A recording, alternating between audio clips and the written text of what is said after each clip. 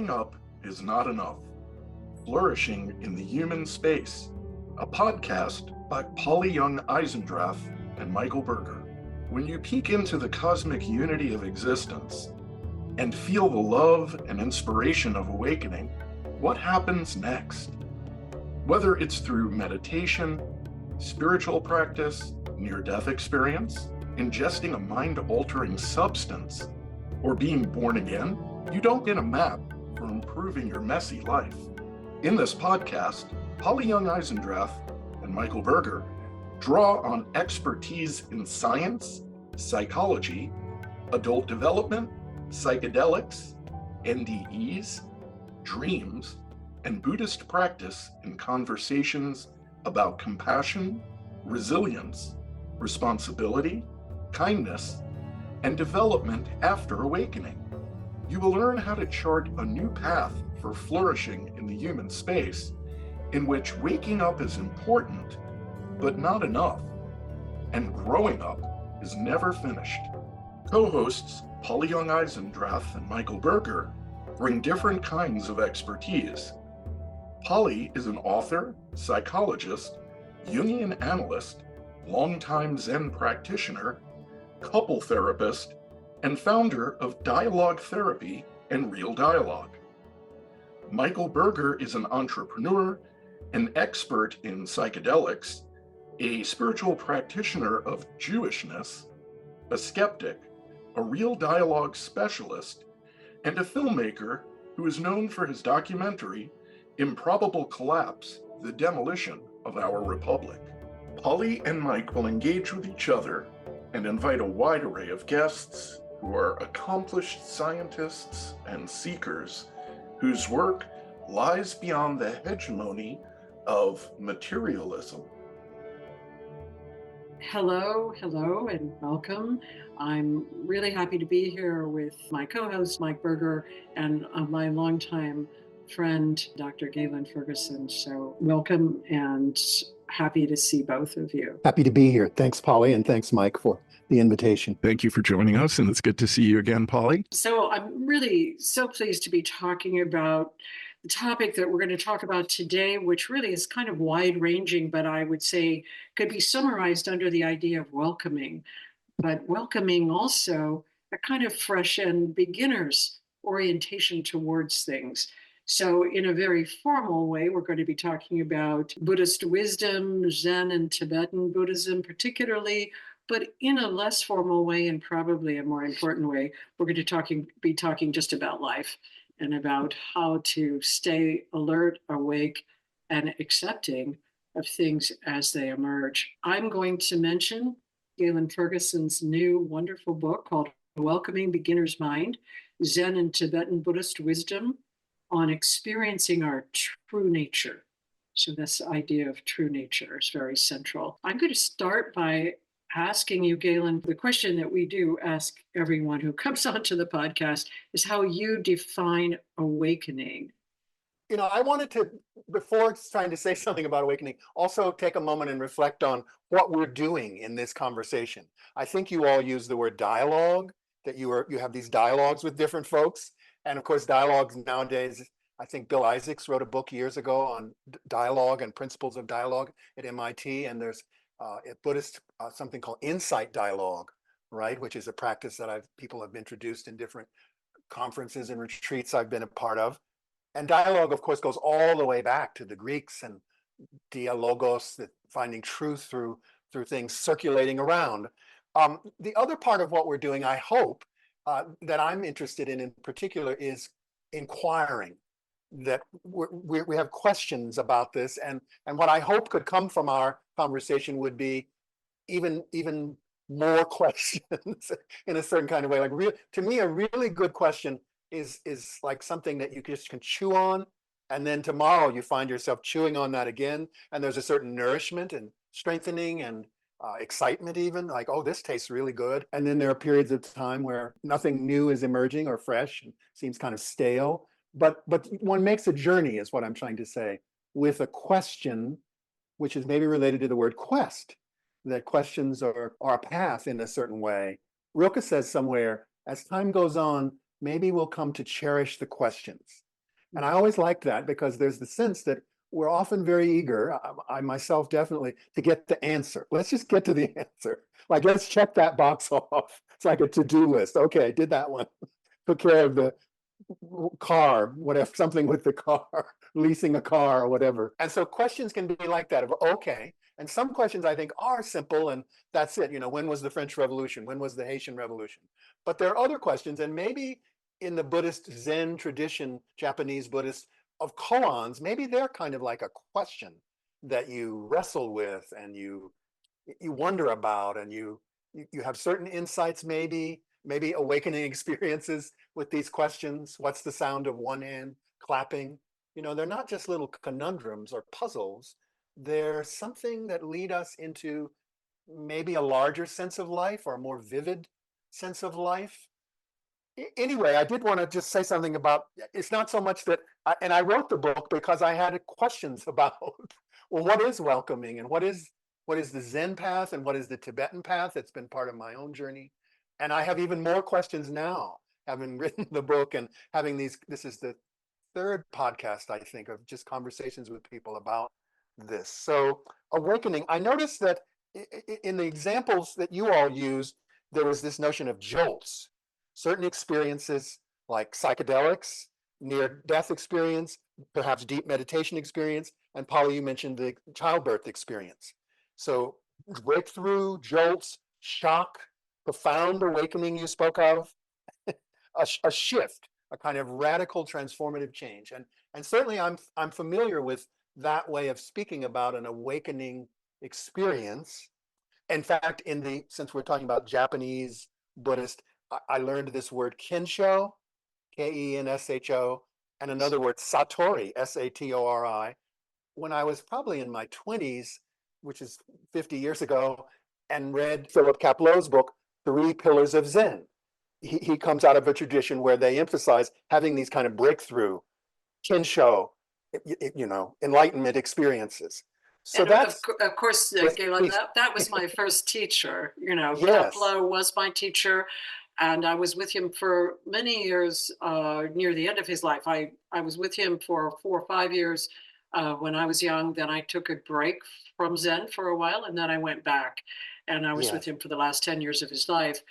But you're touching on a number of issues and questions, and I just want to point out that since Mike and I have been doing these podcasts, I've had more and more questions about what it is even we're talking about sometimes. We're definitely interested in any kind of experience that tips people into some direct awareness of the love, unity, mhm, connection that seems to underlie things, all of our experiences, but we don't pay a lot of attention to it. It's as though we're going around paying attention to what we have to do next, what's happening, what's coming up.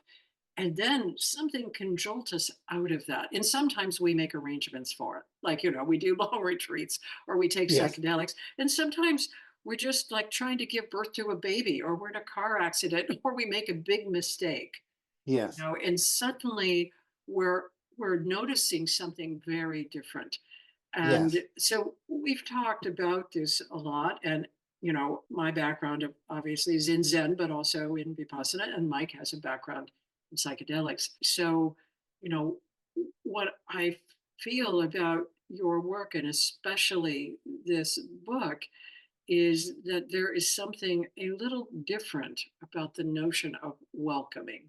Now, mhm, I don't think we need to jump into that, but I thought I'd first try to find out what you believe this shift, or how you've experienced this shift, or why you came to the spiritual path, or any way you want to approach it. Do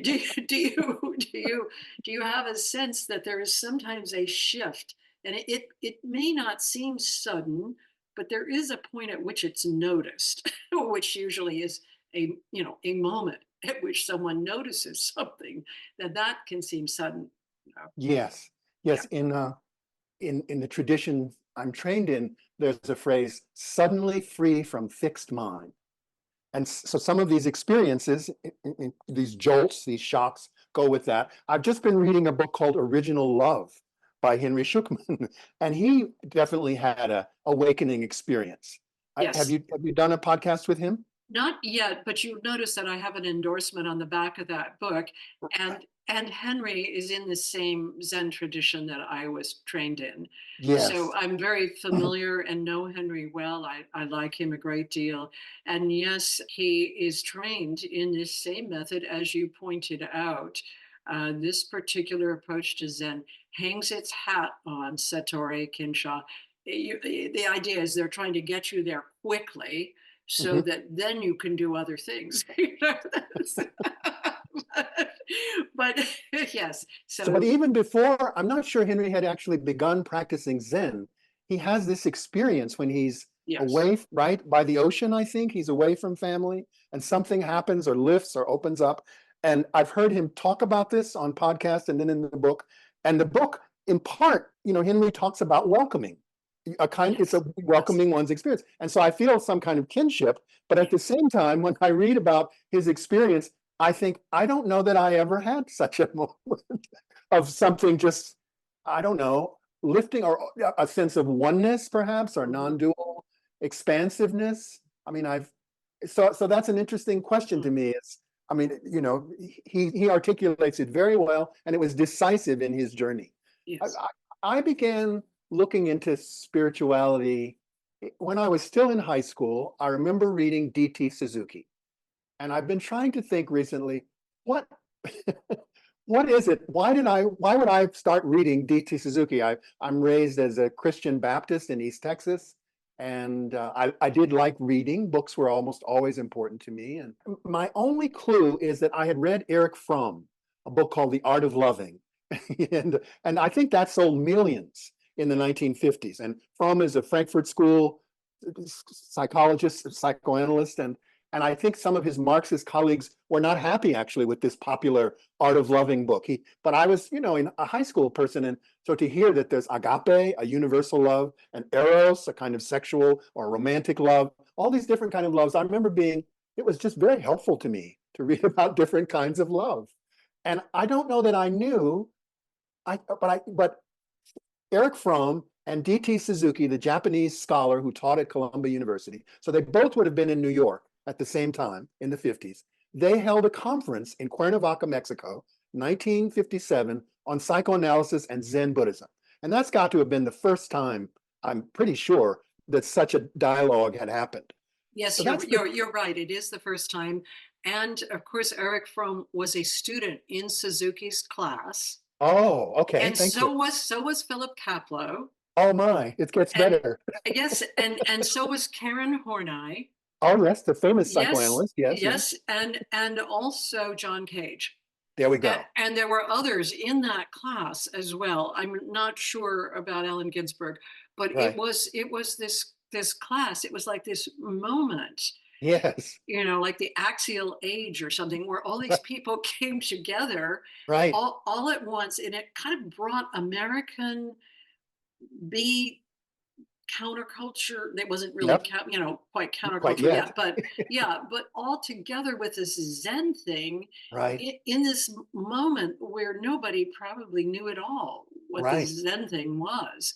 And Right. then everybody kind of riffed on that for a while, but Yes. yes, Yes. there was that meeting. Yes. Yes. So Yeah. thank you very much. I did read later, I think in one of Allen Ginsberg's memoirs, that he and Jack Kerouac would take the subway uptown to Columbia and go and talk with Suzuki wherever he was staying or residing.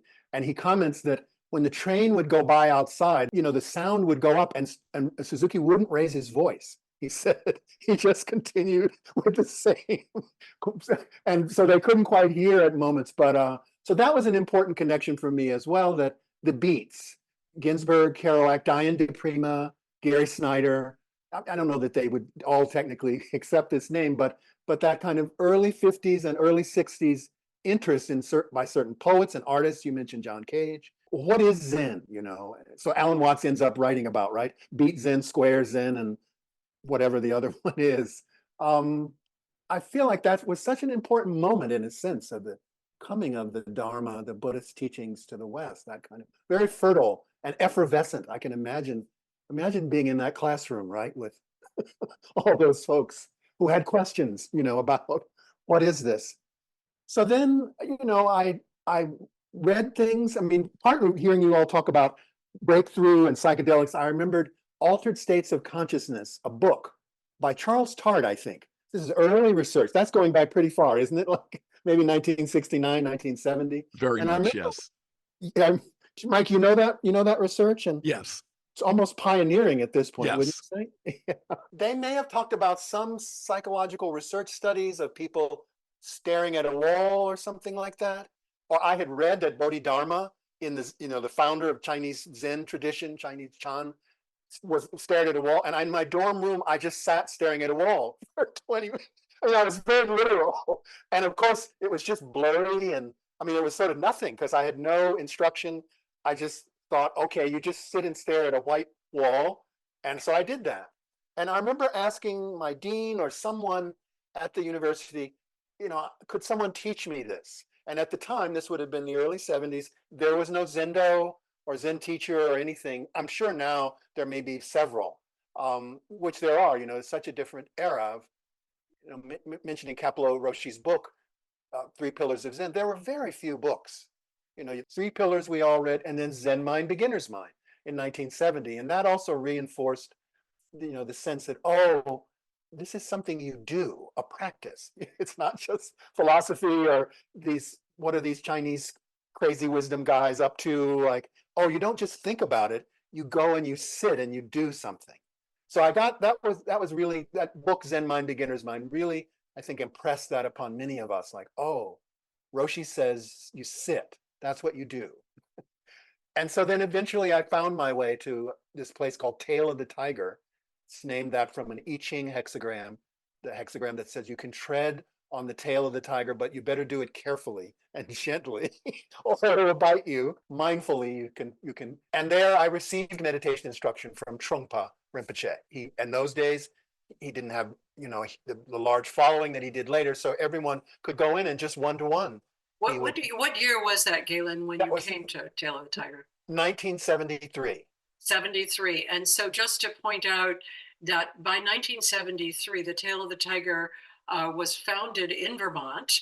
In 70, it's founded. Yes, and so Kapleau was already in Rochester at the Rochester Zen Center by then. And so, and I believe that San Francisco Zen Center was coming up around the same time. So already been there, yeah. Already been there. So, I showed up at Rochester in 1970. I had no idea what anyone was doing. I knew it was strict. That was one thing I knew. And I had been Roman Catholic, and I thought I had experienced strict already. But this was way beyond any strict that I did. And I mean, and in 1970, 71, it was a boot camp. It was definitely a boot camp kind of Zen. I know that my deep curiosity came from the fact that I had not seen any method that addressed human suffering. I hadn't seen a method. I'd seen care, compassion. I'd seen people suffering. I'd worked at a mental hospital as a volunteer. That's what I wanted to do in high school, was find out what mental illness was about. I had seen a lot of kindness. I had worked with people who'd come out of electric shock therapy as a volunteer and understood that they had no mind at all. When they came out, they couldn't remember their names. They couldn't remember their rooms. They didn't know where they lived. And I saw a lot about the mind.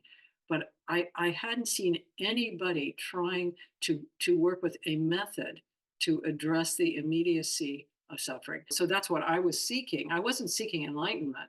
I wasn't seeking anything about enlightenment. I thought it was a ridiculous idea when I finally encountered it. But I was trying to seek some kind of method. Yes. And that was Zen held that flag better than anything else I knew about. But of course, everything was just getting started, and you were getting started too. Neither of us came through the psychedelic portal. I did not take psychedelics. I wasn't interested. A lot of people around me, as it turned out, that's how they got to Zen, is they had taken LSD.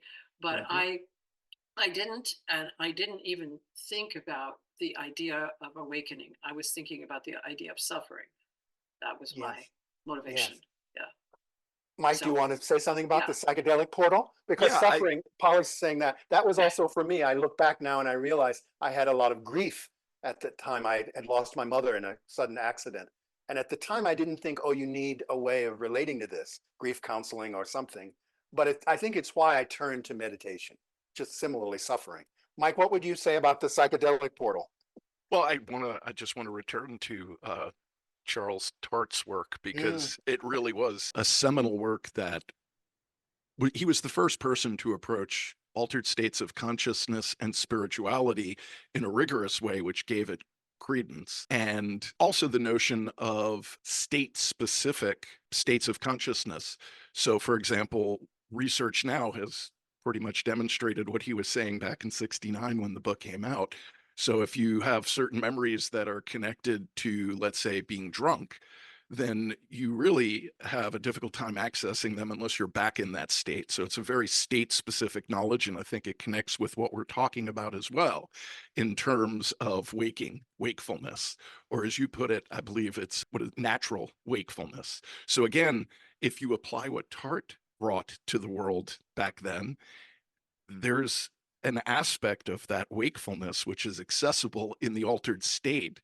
Bringing it back into our everyday lives is the challenge because it's a state specific kind of wisdom or experience. So, and this I think naturally leads into the conversation about I want to throw in also this notion about the question versus seeking answers.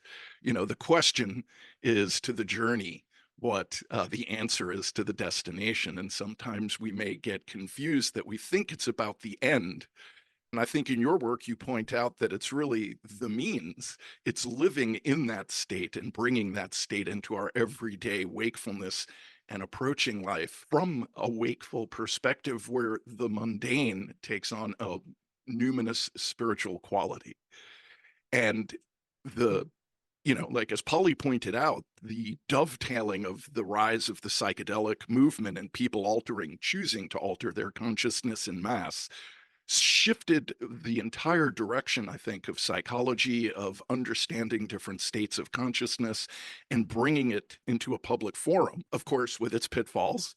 But I think the same is true in terms of spiritual practice, as we've discussed. At times, there are spiritual teachers who have this awakening and they seem to maybe not act on their best behavior at times once power and ego is involved. So I think, I'm putting it delicately, uh, so I see how all of these fields kind of come together. And the notion that in the 60s there really was this rebirth of spirit. We saw it in the Eastern Bloc countries when they wanted freedom. It happened in the West with the youth who wanted to shift the direction of the nation. I don't think it's a coincidence that shifting our approach to understanding our own awareness and having our awareness become a focus of contemplation, asking those questions and living in the question. This is the greatest challenge.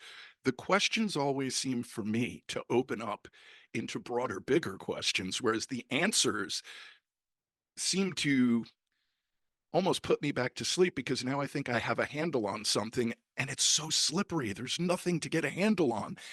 And I think this paradox is incredibly challenging, especially in the Western world where it's about external achievement, extroverts, status, appearances versus being. I don't know, that was a big chunk. Well, thank you. Actually, the part there where you were saying it isn't so much getting the answers. My teacher used to talk about credentials, that you could be seeking spiritual credentials. I've done this retreat. I've studied with this great teacher or Lama Roshi or whatever. That sense of the end gaining, they call it in the Alexander work, of what you're going to get to, that goal orientation versus, the title of the book is Welcoming Beginner's Mind. And so Suzuki Roshi is saying that, from the very beginning, there's something present, a dimension of our human beingness, of our psyche, of our mind and heart. It's not just at the end that you'll get somewhere that's better. So that's quite a question for me still. It's like, well, what is this that's there in the beginning, the middle, and will be there at the end, at the moment of our dying, that will be there? What is that? And it isn't so much like to get what you said, Mike, of a good conceptual answer, because often when I think I know, I'm back asleep. Just as you said, that the beginner's mind is a kind of wakefulness of of openness and curiosity and wondering about life and ourselves and this country that we live in and the world, global situations. It's kind of open. That's Roshi's famous phrase. In the beginner's mind, there are many possibilities. In the expert's mind, there are few, because we think we know where to look, right? That's going to be the answer. So, Yes. Gaylon, I have so many questions now, but I mean, one of the important things about your encounter with the ox herding pictures, which we are going to talk about. I know we meander around a lot. One of the important things is that you were not a Zen practitioner. To me, that is perhaps the most remarkable aspect of your book, because I've read a lot of commentaries on these pictures. I have my own feelings about them, mostly feelings really, and I'd never read commentaries from someone who was not a Zen practitioner. So that was unique. It was a really beginner's mind kind of thing. And then the other thing that I would counter with a little bit, because on the 25th anniversary of the publication of Zen Mind, Beginner's Mind, I actually participated in a celebration at San Francisco Zen Center, which was on Expert's Mind. So the 25th anniversary, there was a conference on Expert's Mind in which many of us agreed that the expert's mind, the true expert, is playful. The true expert has forgotten the way. The true expert is no longer a technician or a status seeker, but rather able to play in the space of whatever the engagement is, whatever the practice is. So, if you do follow the long time practice of mindfulness meditation or any kind of meditation, you gradually have to break out of taking it seriously, or you will just die in it. It's not much fun if you're going to take it seriously over time. Even I noticed at the very beginning, this is not fun. But I also noticed there was something else happening. So, when you say what's there and at the beginning and what's there at the end, well, I would say suffering. Suffering is Uh, there at the beginning, suffering is there at the end. Suffering, though, can be handled very differently yes, that's with it. a different attitude. Mhm. And so, there is a shift in the attitude towards suffering. And I believe your book is a shift in the attitude towards these ox herding pictures. This is what I'm going to say. I have a different attitude. I learned those pictures from the perspective of somebody who is seeking awakening. And I didn't play with the pictures. Now, reading your book, I played with the pictures. So, just to kind of focus us back for a moment on the book, I knew I'm not going to get away with this, but I'd like to ask you what you think the ox is. Oh, Like yes. this is an ox seeking set of pictures. So Right. That's what's right. the ox and why would Yeah. anybody be looking for an ox? But Right. The first of the 10 ox herding images, and they are interesting images, I think, just to look at them. And you said feelings. They evoke certain feelings. And I do know, I think at Mount Shrimper Zen Center, there's a teacher there. She's a sensei who does like, let's make our own, let's draw each of the 10, and I think that's a wonderful way, a kind of embodied and artistic and playful engagement with them. I mean, there are, as you mentioned, all these commentaries. To me, the first one, seeking, it's we could be seeking anything. The ox represents whatever it is that we feel we lack. And I borrow that word from David Loy, the Buddhist eco-dharma teacher and writer and whatever. Loy has written a lot about this inner sense of lack. And maybe that is suffering. In whatever, there's a suffering of suffering, there's a suffering that's there, even in our moments of pleasure in the Buddhist tradition, because we're holding on, trying to hold on to those moments, and they're not going to last. So even the happiest times in our life are marked by that really deep sense of suffering. So when we feel that, notice that inner sense of something's missing. Is there something wrong with me or something wrong with the world that I'm in, or we just don't fit? I mean, I grew up in segregated East Texas. And in talking and thinking about this recently, I've thought, oh, that was like a real message that something's off in the world, right? We have these water fountains where we they're colored water fountains. And I think I asked my mother, is the water colored? Like, why do when we go to the courthouse, why do we have to use that? So that's all, that's a collective suffering, right? The way we treat each other. It's not just a, deep inner psychological, it's also in our social world. And so when in our lives did we notice some sense of the time is out of joint, or they say that the word for suffering in Sanskrit, dukkha, means the axle is out of its joint, right? So that's personally, that's socially, that's in the community, that brings in politics and the social world and the kind of society. So to me, the ox represents, for some of my friends, I think the ox is a good society, and they're working to bring that about, and good.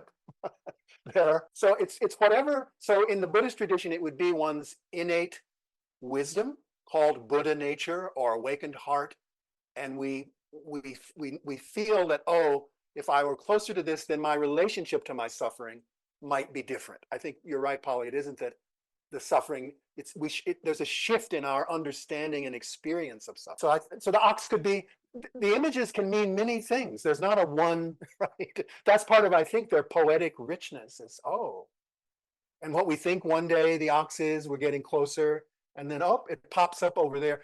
A friend of mine said, don't you think the ox are kind of shamanic in the sense that they're like power animals, and I said, I like that. I did have study with a Taoist teacher for a while who said, before there were Buddhist version of these, there was a Taoist version, and the ox would be part of nature. It's a wild ox, and nature is actually in the background of many of the ox. Like even in the beginning, when you're seeking, it says you can hear the insects and you see the trees, and you think none of this is it. I need to get to the ox. But we are in nature. So the ox is in nature showing up for us in some way. And in a way, you could read the 10 as a shift in our relationship, the human relation to nature, which is, of course, a crucial, sort of essential question in our time is, what is our relation to nature? Is it just something we use and exploit and put more plastic into? Well, yeah, Yes, that's go part ahead. of the, when you said put more plastic, I flashed the credit card in my mind for a moment there. I didn't flash the plastic in the water. People put a lot of plastic into their seeking, Yes. because they often think it's about buying things. At least in our country, it's a very commercial country. And as you point out, you're growing up as an African American in a segregated community, in a situation where you had to ask questions. You were smart. You were going to ask questions like, why is it like this? What's going on here? And I grew up similarly in a mixed racial family, but it was the domestic violence that brought up my questions. Like, why do they do this? Why can't we get along? Why? I could tell the people around me were good people, but they were doing these things that were such bad things and not learning from them. But I think that sense of something being missing, you mentioned David Loy writing about that, but also there's a psychoanalyst named Jacques Lacan that writes entirely about this idea of a gap or a lack that brings up desire. He says basically this sense of a lack is a sense that we need something, we want something, we're going to go after something with our desire. So we have to make contact with a desire. And I think I want to make some kind of point here that engagement with our immediate environment is the secret to life. It's like if you become disengaged, that's the problem.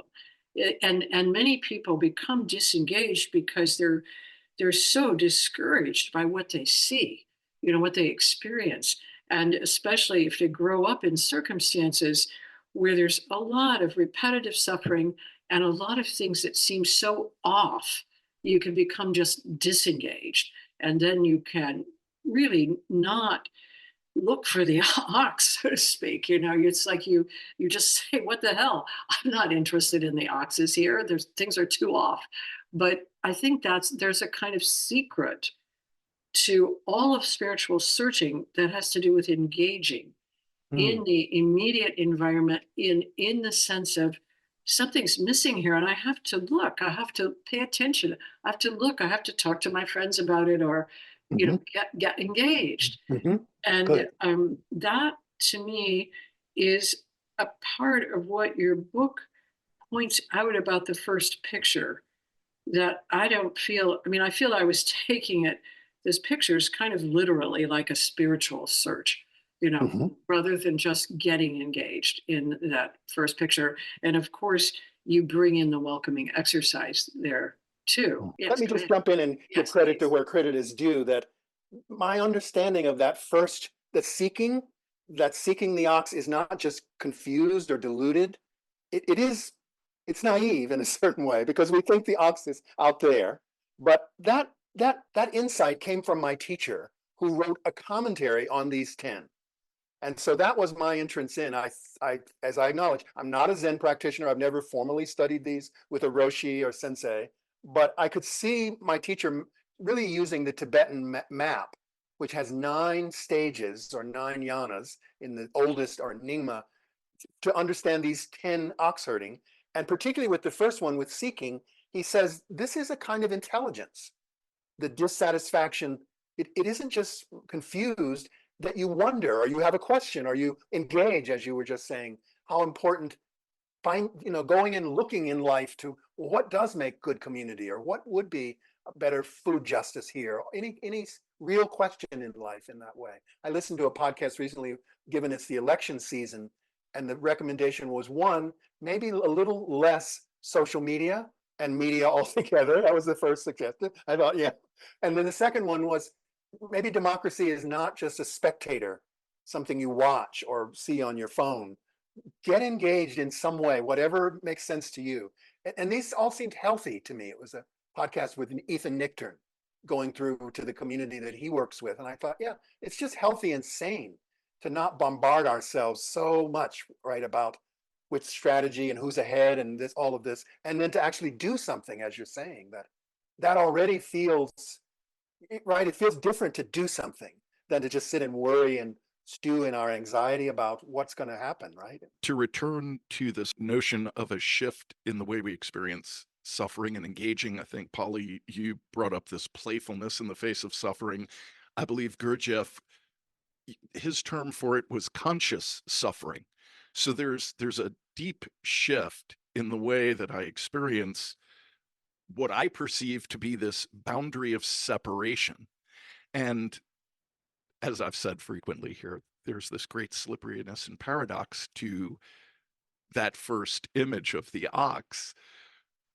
And I think you were alluding to this just now, Gaylon, that is an illusion, that there's no connection to the ox. And then this desire, this somehow there's a deep, from my experience anyway, even at an early age, a deep sense of knowing this isn't how it's supposed to be, or it can be different, in seeing the suffering and the pain, for example, in one's own family. The notion that I ask, why does it have to be this way? Why does it look this way? Why do we unintentionally or accidentally, much of the time, not all of the time, cause or add to our burden, add to our suffering, especially of those the closest to us?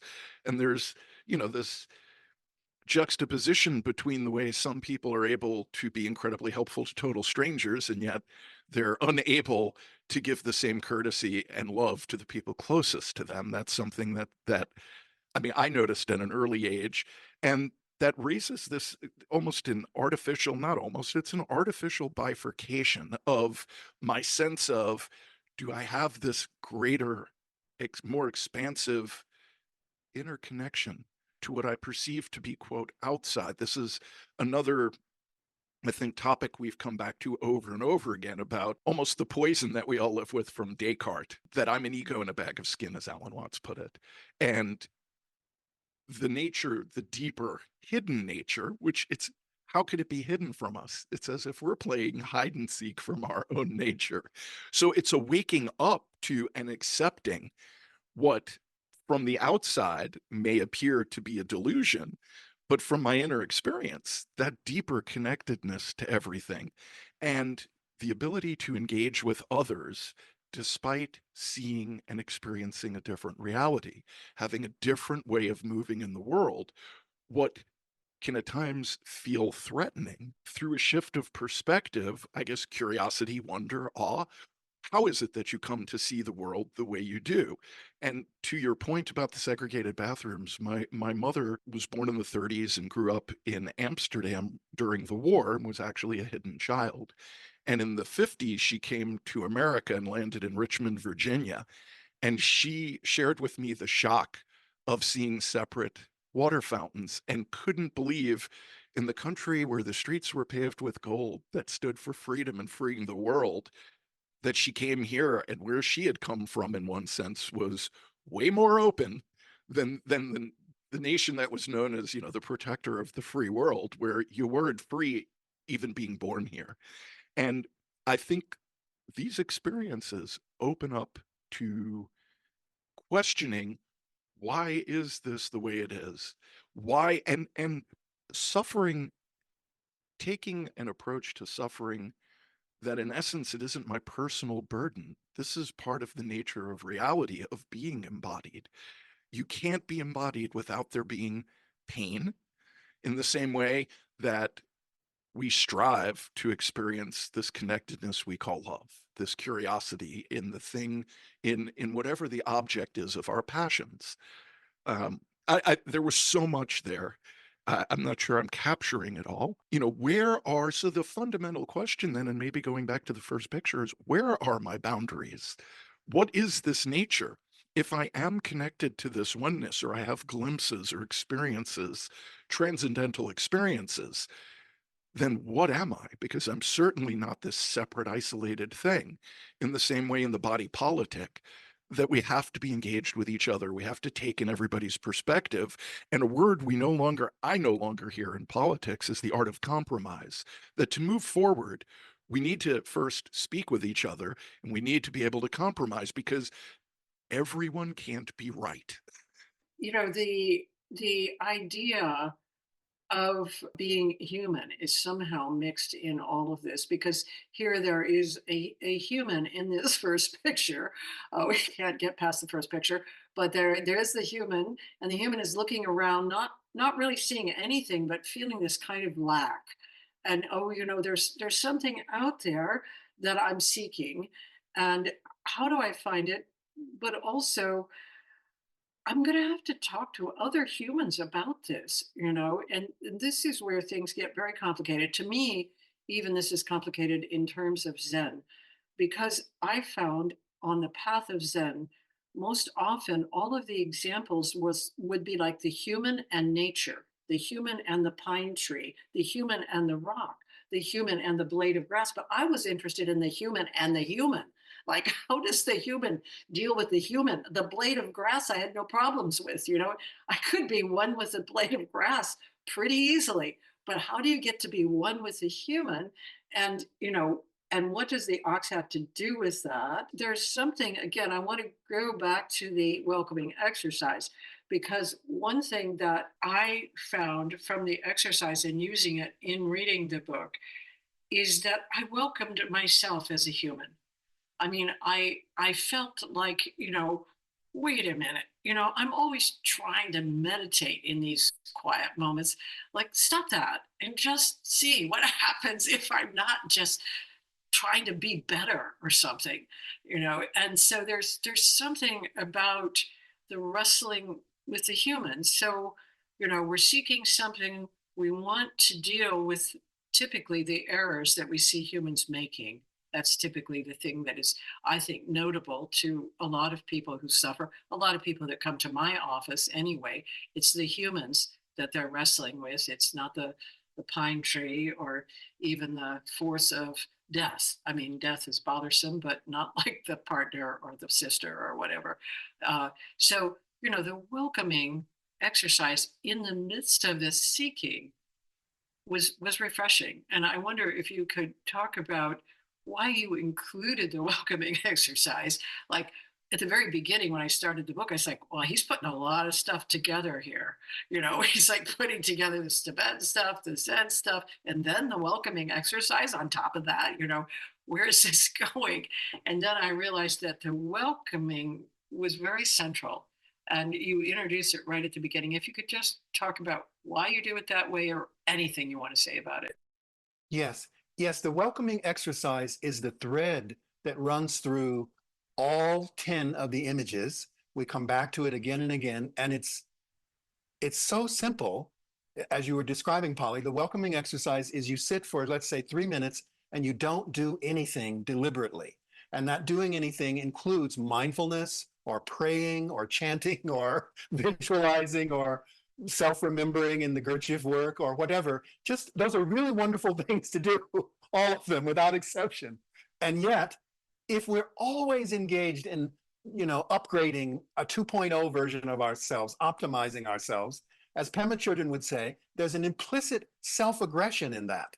And so the welcoming is a kind of kindness of just allow ourselves to be the human beings that we are this particular morning. And one could then, after doing the welcoming, go on to whatever, if you have a formal practice, or you go off to work or being with family, which is also a practice in itself. So I don't know where the welcoming comes from. It's not directly from Suzuki Roshi or any teacher, but I've used it I teach sometimes in prisons or with college students or on retreats in the country. And almost everyone, I know other people now doing it. I have colleagues from Naropa who they do it with their first year students, and they say, well, it just lets the student be who they are for a minute, maybe just 1 minute even, and then we'll go on to our lesson and our reading assignment and whatever. So it's definitely been helpful to me, and I offer it. It doesn't cost anything. You don't need to get we're now up to iPhone 15, I think, something like that. So, there's not a 2.0. Welcoming we're all at the same level. Anybody's welcoming, we call it level 0. And it never moves from level 0. So, yeah, it's just a gesture of, Loy calls that the chapter where he talks about the pain of being human. And then we experience that personally. And as you all have mentioned, in the family, in our community, in the politics of our society. This is human beings have made this, this social world we're living in. And I guess it applies on whatever of those levels of we're like being with that pain.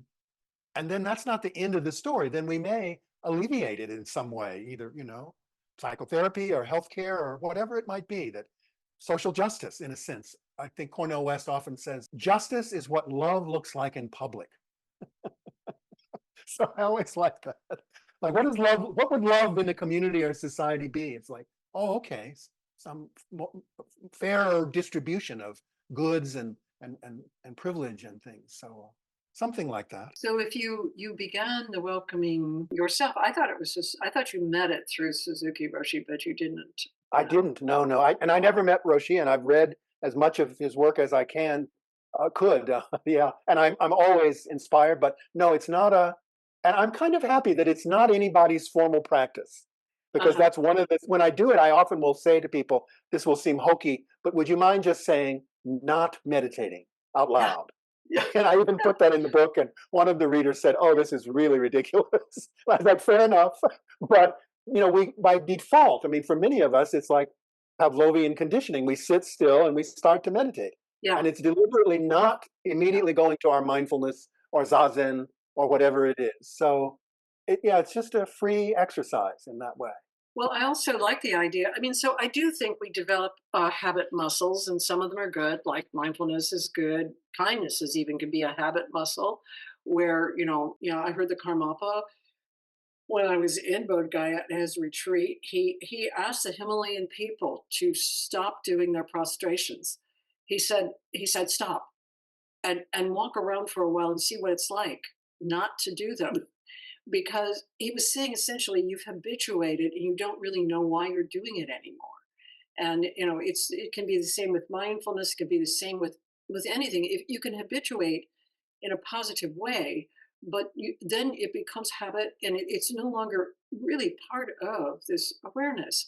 And so the welcoming thing sort of stops all of that. And I honestly think maybe it was useful for me to say to myself, don't meditate, because I do it so automatically that to say it, I've encouraged people to say to themselves, hello, darling, what do you need? Yes. Because many times we treat ourselves so negatively, in our internal space, the way we talk to ourselves is a relentless bunch of criticisms and you know, tips about self-improvement and so on. So we never treat ourselves warmly. And it's partly that internal talk that goes on and on. And so to say to oneself about the welcoming, just welcoming, just don't do anything. And then finding out how difficult that is, of course. But Yes. the Schuckman calls it allowing. I mean, there's a allowing, yeah. friendliness, is a warmth to just allowing our experience. Yeah. Yes, but I even like welcoming a little better than allowing because welcoming seems a little warmer to me. I mean, Uh-huh. I do find not only for myself because I'm a relentless critic of everything. That's the habit of my mind, and but I find for people in therapy many times they're relentless critics of themselves. And so that is the thing, and we can call it anything we want to call it, but it is the thing that keeps people anxious and depressed more than any other thing is the relentless criticism of yourself. And so to welcome yourself, to welcome all of the experience, to welcome, I had a very frustrating experience this morning, and I had a very frustrating experience with my partner. And it was about politics, and it was about a bunch of stuff that I shouldn't have been talking about because I knew when I started I shouldn't, but I did. And so then I went on to have a whole lot of other experiences that then I reminded myself when I was driving fast to get here for the podcast, I was going to welcome all of this. So I said nothing, and I was internally saying, "Okay, welcome this now. Welcome this now. Don't do anything except welcome this." It helped. It helped. But it's an attitude that you're cultivating. My feeling is that, or my sense is it's the beginning and the end of the ox Mhm. herding pictures. Yes, yes, Yeah, but but the beginning and the end are different. So, yes, it yes. is a journey. I hope you can talk a little bit about the journey. And Mike, join us Yeah, in I this. wanted to just jump in. So I Googled this, and it turns out it's an ancient Christian practice from Father Thomas Keating and his student Cynthia Bourgeot. But it goes back to what, at least what I found, is the desert fathers and mothers. And it's basically was the welcoming prayer, right? Focus and feel what's going on in your body, what you're experiencing emotionally and physically. Welcome and acknowledge the sensation and accept the reality without trying to change it. And then the third step is letting go of the desire to change it and surrender it to God's will and release the emotional charge or attachment with the experience. So it seems that it's actually an ancient Christian contemplative spiritual prayer.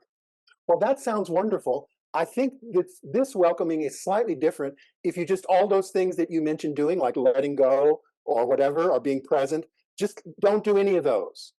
You see what I mean? Like this Sit, welcoming is meant to sit be for those 3 minutes and don't meditate. exactly, and don't pray and don't acknowledge or try to be present. It's as close to not doing anything. But I like Polly's emphasis on the warmth of it.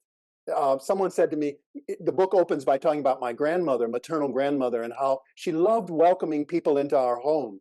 And the person, it was a friend in San Francisco who said, in my meditation, I'm not actually welcoming the way your grandmother did.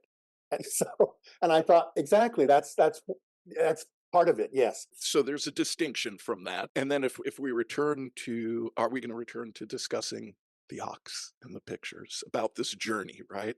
So it's this journey towards a more expansive state of awareness and bringing it into the world. That's part of, at least the way when I went and was preparing for the podcast, and I went and looked at those and read them and sat yesterday for quite a while contemplating what it was, what I was taking from it Yeah. is, again, bringing this back into our everyday life. Right. It's almost as if, we're peeling away these layers of the onion that we consider ourself and Hmm. shedding that which we've accumulated or aggregated as we came into existence, what we've absorbed from culture, our conditioning, our learning, our culture that we literally absorb as we're developing. And then it's as if the rest of our lives, the processes of trying to shed everything we absorbed to get back to what we were when we became. Mm-hmm. Yes, the last of the ox herding, the 10th one, is called Being in the World. But of course, all the way along, we were in the world. It's just you're doing a commercial transaction that's in the marketplace, the last image. And how are we doing that commercial exchange? Is there kindness? or not? Are we just speedy and aggressive with the person? I want to just get this over to anyway. Yes, it's very much about. I like that about Zen. That the aim of it is really to engage our world, to be fully in our world. Yeah. Hmm. And what from what you just said, it for me, whatever what arises in the moment is this distinction between a transactional relationship versus I'm showing up as I am, you're showing up as you are. There isn't any transaction. We just are. And that's very difficult. That's very difficult. That's perhaps the most difficult for Hmm. humans. How You so? know, Please say more about that. well, here is the way I understand being human.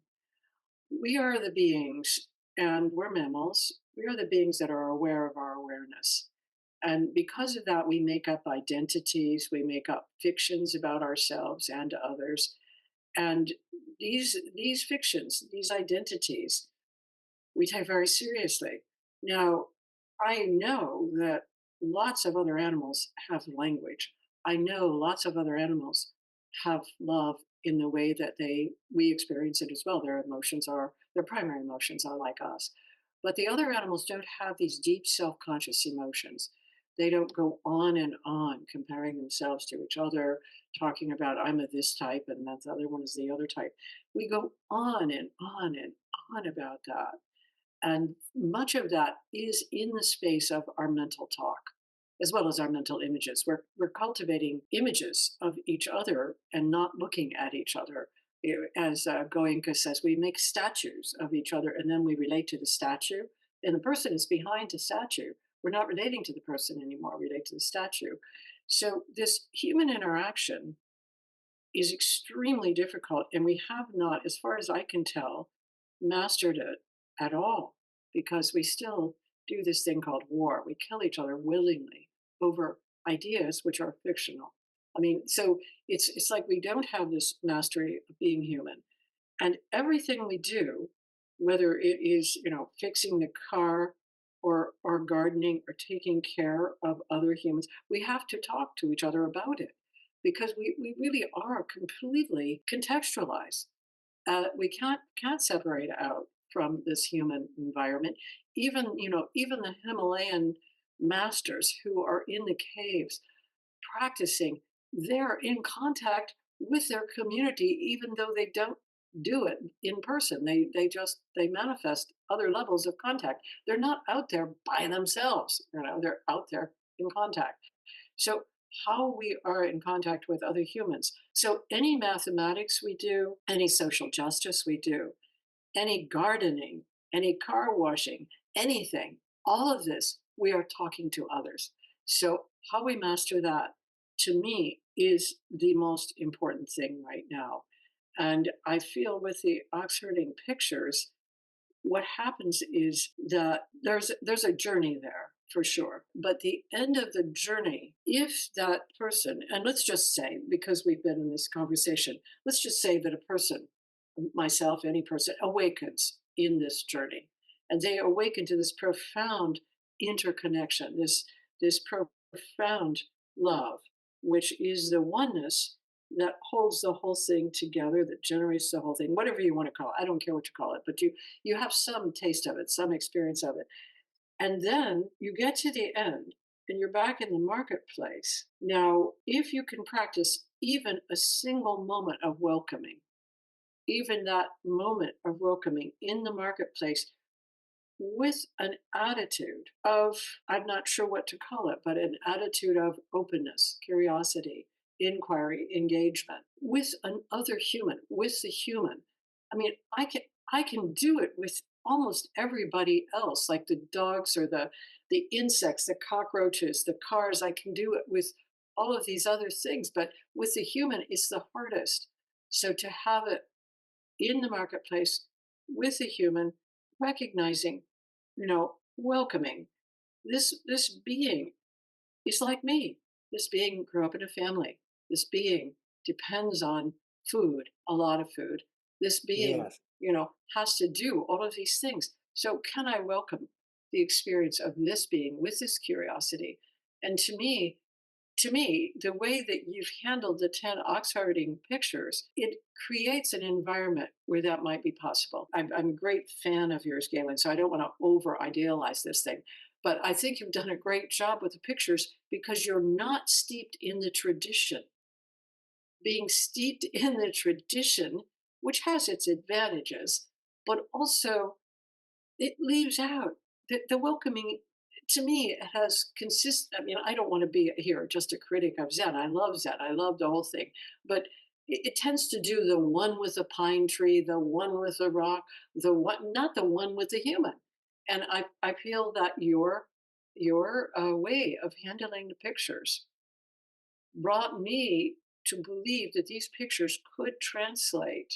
I wasn't sure they could, to the way I understand awakening, that it requires coming back to the eye to eye relationship with another person and being able to bring the fruits of one's awakening into that engagement. Not to bring the fruits of defending one's awakening, you know, not to become just the advocate for awakening, or just the teacher of awakening, but just being there, welcoming. So that's where that's my own feeling. Thank you, Paul. I had not noticed, and I spent a lot of time with these images, maybe a couple of years where it was during the pandemic that I wrote this. And so I would just wake up every morning and this is what I did. It's the last image that has two human beings. Really, none of the rest of them, right? Either there's no ox or there is an ox, and so yes, it does. I can't believe I hadn't noticed that. I mean, it's implicit, I think, in it that somehow you're welcoming as a way of engaging with other humans. Then that's it. Thank you. Yeah, it isn't just in relation to outer nature or inner nature, but it's human nature, human beings together. There's an exchange going on. That's the image, right? The portly figure is passing on something to the younger one. Yeah. This is why we need everybody's perspective, right? We all expand our connection and our vision by being receptive to others' perspectives from which we can't see ourselves. And Yes, from blind what you were spots. saying, Polly, I would describe it, it's this expansiveness without resistance, or what I think we've discussed, something which I would call the hooks of conditioning, to come back and where is the boundary in between us? And it's fluid, whereas in our everyday state of awareness or mind, I may see a rigid boundary, I'm here, you're there, where if I break through that illusion, where I begin and where you end can become very confusing at times. Yes, our relationship is, I think, helping it as a kind of innate response. There's that book called Compassionate Instinct by Dasher Keltner and the folks at the Berkeley Good Science. And you probably know this book by Lewis Hyde called The Gift. He's a poet and translator, and he says the last one is entering the marketplace with helping hands. And then he says, in the wine shops and fish stalls, people are transformed into Buddhas. And I've puzzled over that. Like, what does that mean? So, that's not how I ordinarily experience the long lines in the airport or whatever. Or the smelly Anyway, fish. exactly. But thank you. Yes, the conversation has brought out for me that aspect of it's welcoming our world and welcoming other beings and other human beings, and engaging, welcoming in action in a way. And yes, and you make it very warm. And so, just what you said from the Lewis Hyde of the fish dolls and the wine. I've liked reading the Chinese poets because they love wine and they talk about it as the root of friendship. And I was like, yes, that's right. But I mean, at different times I've taken that precept a little differently. But the thing that I love about humans, and I think about this often in regard to the fact that I don't cook much. And so I have to get prepared foods.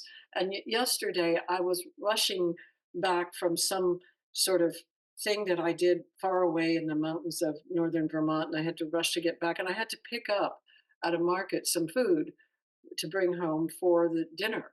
And then I walked into this market. I'd never been there before. And here were these wonderful prepared foods that someone had made. And it was just for me. I got the food, I took it home. I had a wonderful dinner. I hadn't even imagined that food. I mean, humans, it's amazing what they provide. Yeah, And sometimes it's such a surprise. You need something and there it is. And someone has yeah, worked on this for hours and yeah, you yeah, don't know this person. And yeah, and then you may get irritated with that person, maybe the same person, because they're driving too slowly or something. It's just so interesting to recognize how much we need each other, and exactly. yeah, and how much we can, just defend ourselves against that and assume that somehow the other person is doing it, is against us. And Yeah. so that, to me, the way that you deal with the ox herding pictures, it does end up with the human to human, Mm, but also the welcoming of that.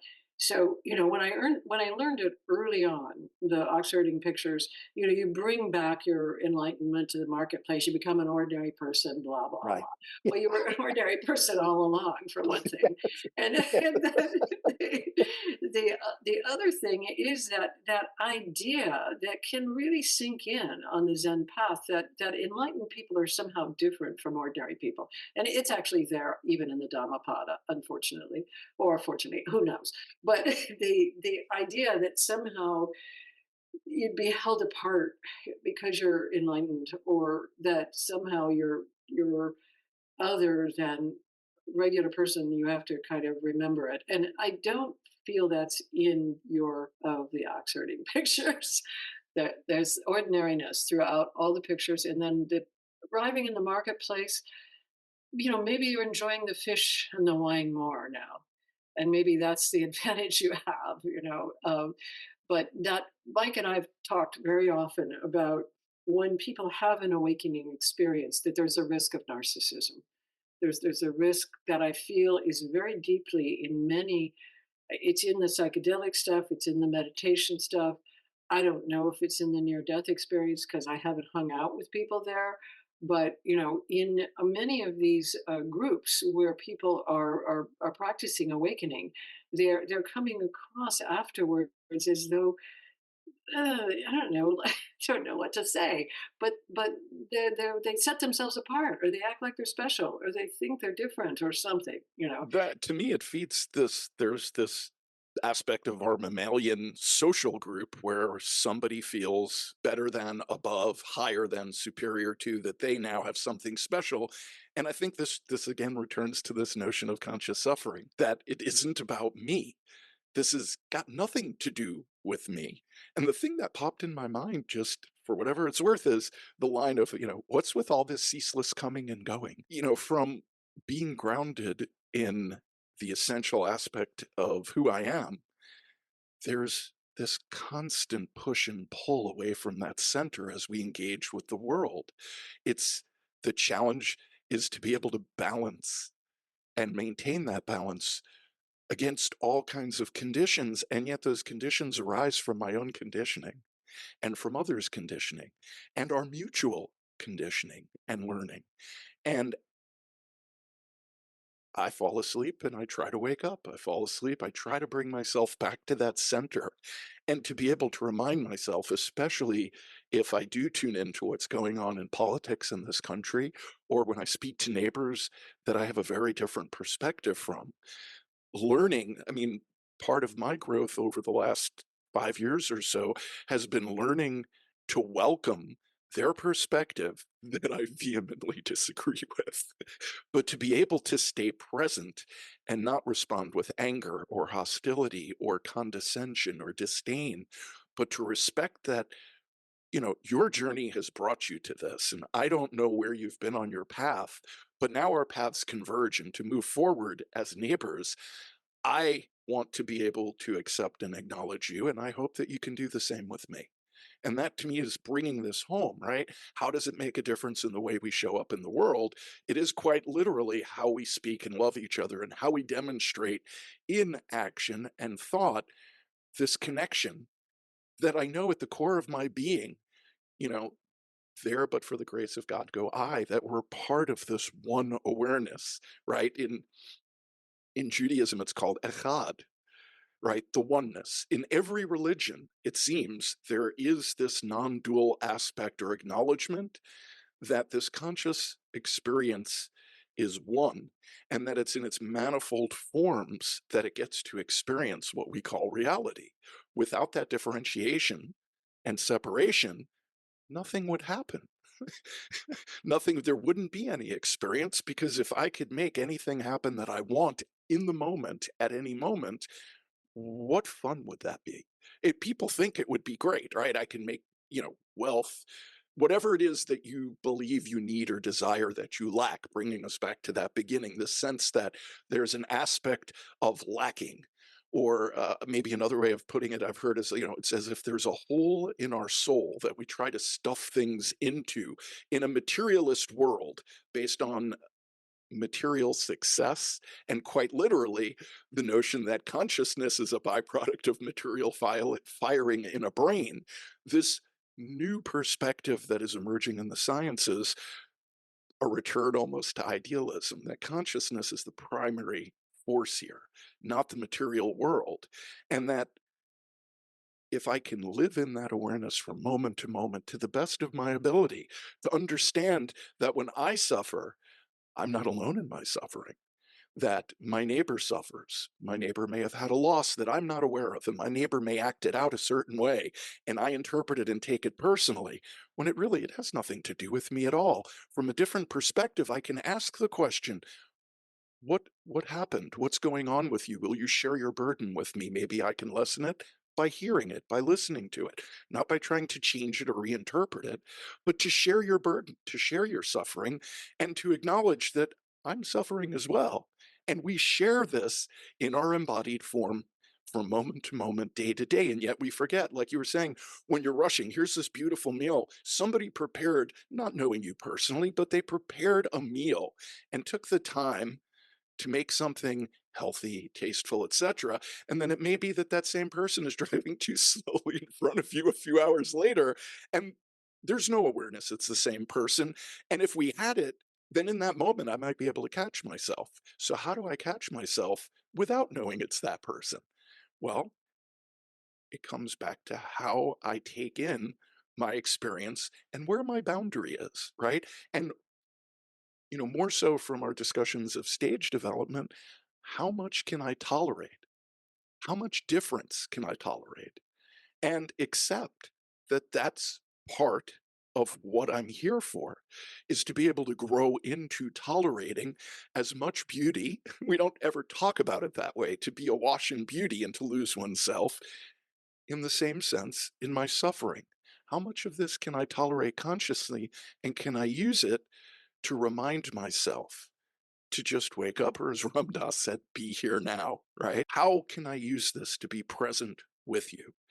And I think that's our greatest gift to each other, to witness, to use your term, to welcome, and to be one with whatever it is that arises between us, and to step back maybe from judgment and all of the different games that I've learned to play in a transactional material world, this shift to trying to remember, or as Gurdjieff put it, you brought up earlier, right? Self-remembering, not the ego self, the greater self.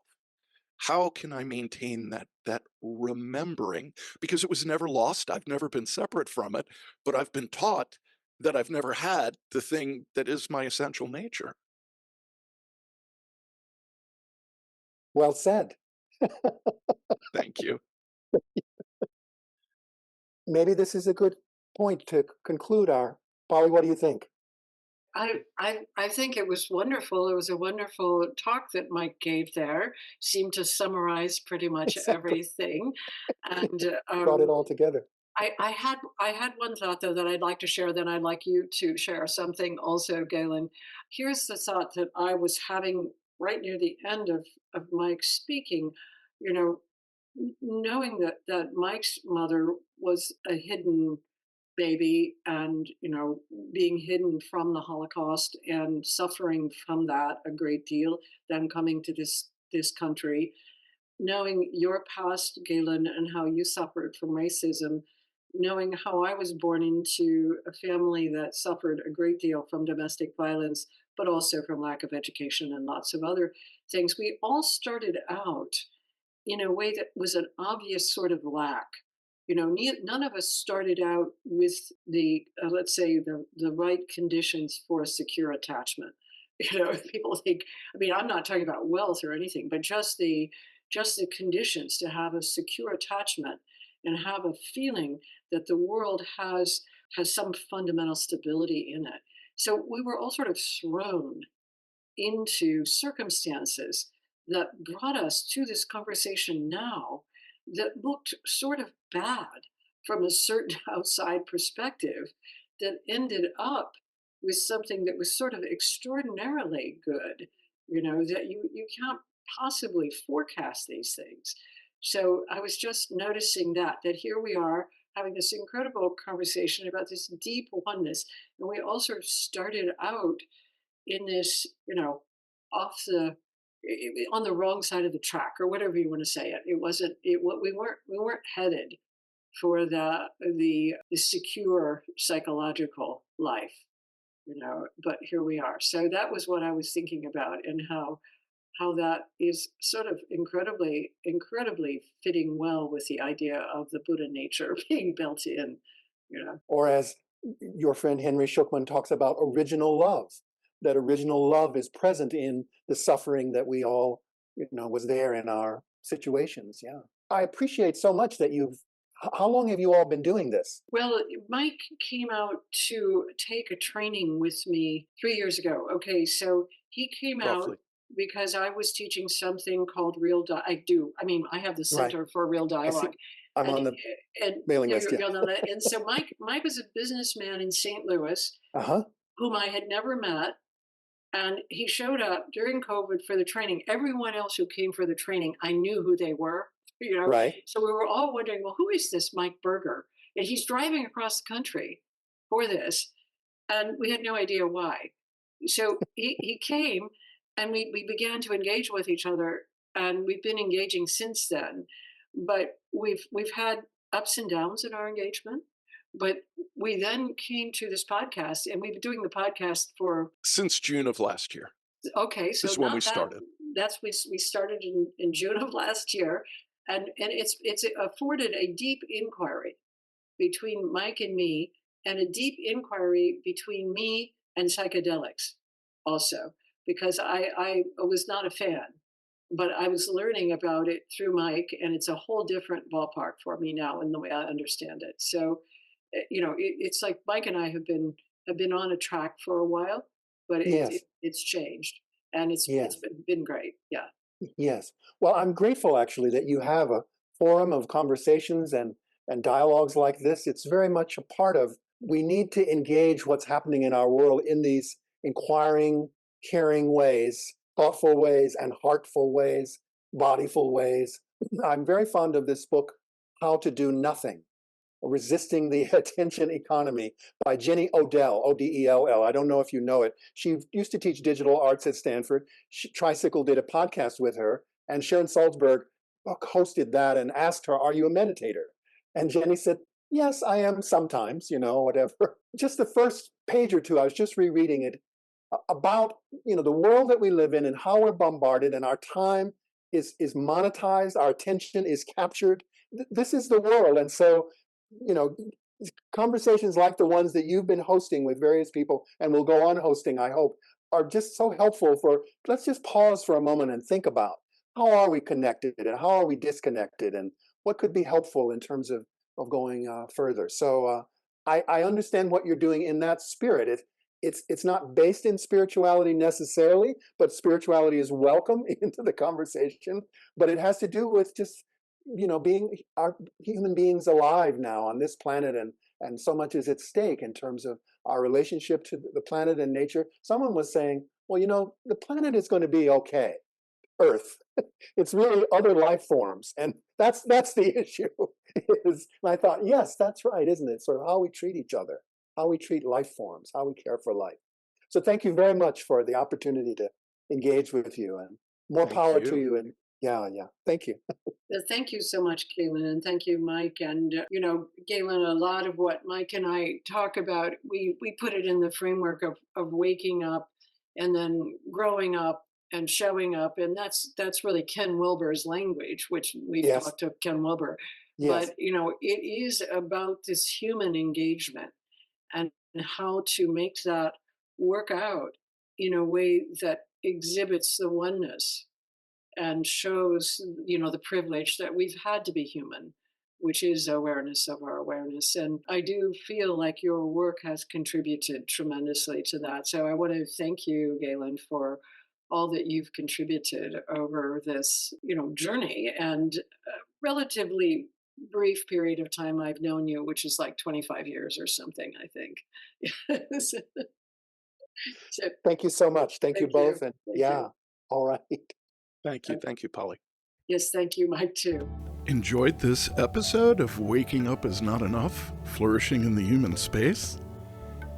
Don't forget to hit like, subscribe, and tap the notification bell so you never miss an episode of insightful discussions and explorations into the human psyche. Share this episode with friends and family to spread the journey of self-awareness and critical thinking. Together, let's challenge the norms, embrace empathy, and flourish in our unique paths. Your support means the world to us and our growing community. Share your comments in the thoughts below. We love hearing from you.